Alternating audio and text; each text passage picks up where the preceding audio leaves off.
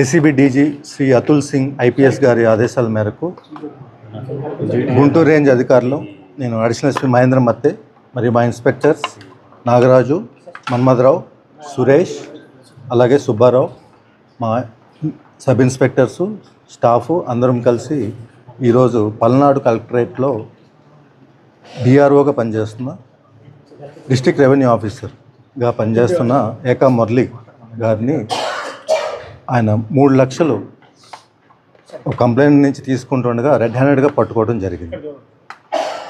ఈ 3 లక్షలు లంచం అనేది ఆయన 2023లో ఎక్స్సీఎం ప్రోగ్రామ్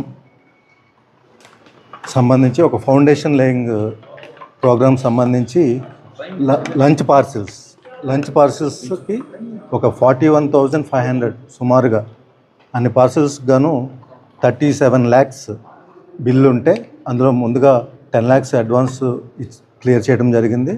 సబ్సిక్వెంట్గా మిగిలిన 26 చేంజ్ 26 lakhs అబోవ్ అమౌంట్కి చెక్ రిలీజ్ చేయడానికి గాను, అలాగే చెక్ ఇచ్చినందుకు గాను డిఆర్ఓ గారు సాగర్మాత క్యాటరింగ్ సర్వీసెస్ అనే వాళ్ళ దగ్గర లంచంగా 3 లక్షలు డిమాండ్ చేసి తీసుకుంటగా మేము పట్టుకోవడం జరిగింది రెడ్ హ్యాండెడ్గా.